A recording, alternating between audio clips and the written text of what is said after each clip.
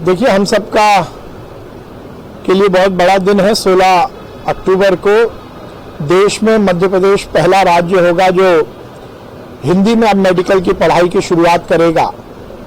हमारे यशस्वी प्रधानमंत्री नरेंद्र मोदी जी का आह्वान था और राष्ट्रीय शिक्षा नीति में उन्होंने जो आमूलचूल परिवर्तन किया और लॉर्ड मैकॉले की शिक्षा पद्धति जिसने हिंदुस्तान में सही मायने में गुलामी की मानसिकता को बढ़ावा देने का काम किया।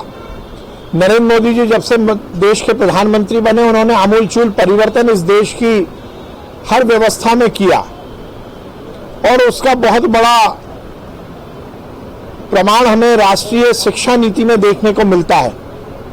इस देश के भविष्य और इस देश की आगे आने वाली पीढ़ी को यदि स्वावलंबी और देश प्रेमी बनाना है तो निश्चित रूप से शिक्षा पद्धति में आमूलचूल परिवर्तन होना ही चाहिए। और उसमें एक बड़ा एलिमेंट था, एक बड़ा मुद्दा था कि अपनी मातृभाषा में खासकर मेडिकल की पढ़ाई करवाई जाए। ये बात भी सही है कि इस तरह की चर्चाएं बहुत समय से होती आई हैं। घोषणाएं भी हुई कि मेडिकल की पढ़ाई, इंजीनियरिंग की पढ़ाई हिंदी में कराई जाए, पर उसको बहुत सफलता नहीं मिल पाई। हमें इस बात की प्रसन्नता है कि माननीय नरेंद्र मोदी जी के आह्वान पर, माननीय मुख्यमंत्री शिवराज सिंह चौहान की पहल पर हमने इसमें सफलता प्राप्त की है। 16 अक्टूबर को हमारी फर्स्ट ईयर की तीनों किताबों का विमोचन हमारे गृह मंत्री अमित शाह जी करने वाले हैं। और ये केवल मेडिकल की पढ़ाई में हिंदी की शुरुआत नहीं है, बल्कि आजादी के अमृत महोत्सव पर गुलामी की जो प्रतीक बहुत सारे पहलू थे उनको समाप्त करने की भी शुरुआत है। हिंदी हमारी मातृभाषा है। हिंदी हमारी वो भाषा है जिसमें हम पढ़े हैं, बड़े हैं, और उसमें जब अब मेडिकल की पढ़ाई होगी तो निश्चित रूप से इसका बहुत फायदा हमारे हिंदी भाषी छात्रों को मिलेगा। और केवल हिंदी भाषी ही नहीं, जो भी हिंदुस्तान में रहता है वो हिंदी तो जानता ही है।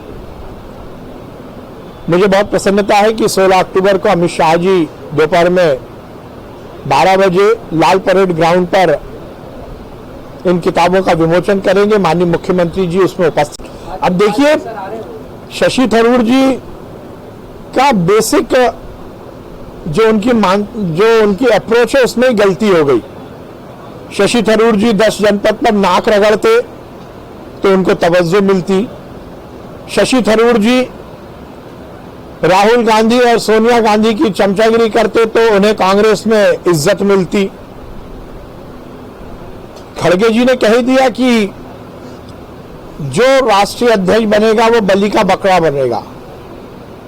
और हमने देखा है कि जब बकरे की बलि दी जाती है तो उसको सजाया जाता है, उसको माला पहनाई जाती है और उसके बाद उसको हलाल किया जाता है। अब नेहरू परिवार ने जब हलाल करने का मन खड़गे जी का बनाया है तो फिर थरूर जी को माला क्यों पहनाई जाएगी? थरूर जी को समझना चाहिए कि ये फिक्सिंग है, ये नेहरू परिवार की फिक्सिंग है, ये कोई चुनाव नहीं हो रहा। मुझे आश्चर्य है कि थरूर जी जैसे इंटेलिजेंट आदमी अभी तक इस बात का विचार नहीं कर पाए कि उनको केवल इस कांग्रेस अध्यक्ष पद में 2 नंबर पर ही रखा नहीं जा रहा, बल्कि इस पूरी प्रक्रिया में नेहरू परिवार जो चाह रहा है वही हो रहा है। मुझे तो ऐसा लगता है कि थरूर जी को अपने समय खराब ही नहीं करना चाहिए। नेहरू परिवार का जो रिमोट कंट्रोल से चलने वाला व्यक्ति होगा वही कांग्रेस का अध्यक्ष बनेगा। अच्छा रहता कि कमलनाथ जी इस तरह का मास्टर प्लान उस समय बनाते जो सरकार में थे। मध्य प्रदेश में जब कमलनाथ जी मुख्यमंत्री थे तो उन्होंने आदिवासियों की तरफ ध्यान नहीं दिया। हमारी सरकार में शिवराज सिंह चौहान जी और भारतीय जनता पार्टी की सरकार में आदिवासियों के कल्याण की जो योजनाएं थी वो भी कमलनाथ जी ने बंद कर दी थी। कमलनाथ जी हो या कांग्रेस हो, वो केवल चुनाव के वक्त किसी वर्ग के पीठ पर थपथपा के उस वर्ग को अपनी तरफ लाने का प्रयास करती, पर चाहे वो मध्य प्रदेश का आदिवासी वर्ग हो, चाहे SC वर्ग हो, पिछड़ा वर्ग हो या सामान्य वर्ग हो, वो ये जान चुका है कि कांग्रेस केवल ढकोसलेबाजी करती है।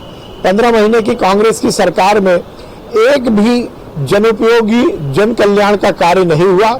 हर वर्ग को केवल और केवल चुनावी वादे करके कांग्रेस भूल जाती है और आदिवासी वर्ग भी ये जानता है कि कांग्रेस उसका उद्धार नहीं करेगी। हमने निर्णय लिया, मेरे कार्यकाल में मैंने सख्ती के साथ नर्सिंग कॉलेजेस की मान्यता की प्रक्रिया को सख्त किया है। हमने 3 स्तर पर यह सुनिश्चित किया है कि किसी तरह का फर्जीवाड़ा ना हो और उसको पूरा IT बेस हमने परमिशन की प्रक्रिया बनाई है। जियो टैगिंग से लेकर आधार लिंकिंग, हर टीचर का वेरिफिकेशन और उन टीचर्स के एफिडेविट, इसके बाद ही किसी नर्सिंग कॉलेज को मान्यता मिलेगी। क्योंकि ये लगातार शिकायतें आती थी कि बिल्डिंग में कमी है, टीचर्स की युक्तिकरण नहीं है, एक ही टीचर 2-2, 3-3 जगह है। इसीलिए हमने ये प्रक्रिया अपनाई है और हमने पिछले साल 247 कॉलेजेस की मान्यता समाप्त की थी और आगे भी हम ये सुनिश्चित करेंगे कि जो जेन्युइन कॉलेज है वही कॉलेज चले, फर्जीवाड़ा नर्सिंग में नहीं चलेगा। देखिए, मैं ये मानता हूं कि नेता प्रतिपक्ष जी अपनी बात को खुलकर बोलते हैं। मैं उनको चुनौती देता हूं कि वो विधायक का नाम बताए ना। ऐसे जवाबी जमा खर्च करने से राजनीति नहीं चलती। अब मुद्दा यही है कि नेता प्रतिपक्ष जी की कुंठा इसी बात की है कि पूरी मीडिया की सुर्खियां तो कमलनाथ जी और दिग्विजय सिंह जी ले जाते हैं। नेता प्रतिपक्ष बनने के बाद गोविंद सिंह जी की स्थिति कांग्रेस में बहुत ही खराब हुई है और इसलिए मीडिया की सुर्खियों में आ जाऊं, इसलिए ऐसे सेंसेशनल बयान वो दे रहे हैं। इसमें ना यथार्थ है ना तथ्य है।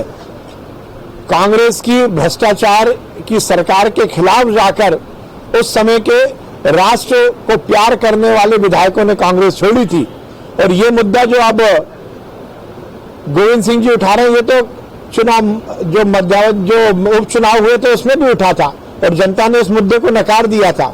अब ये भूले बिसरे गीत जैसा वो अलापे नहीं, क्योंकि ये मुद्दा समाप्त हो चुका है।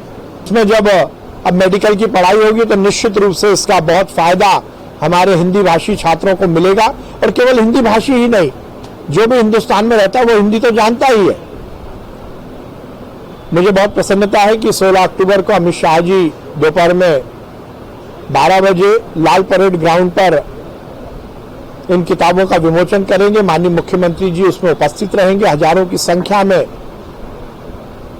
छात्र और आम नागरिक भी इस कार्यक्रम में रहेंगे।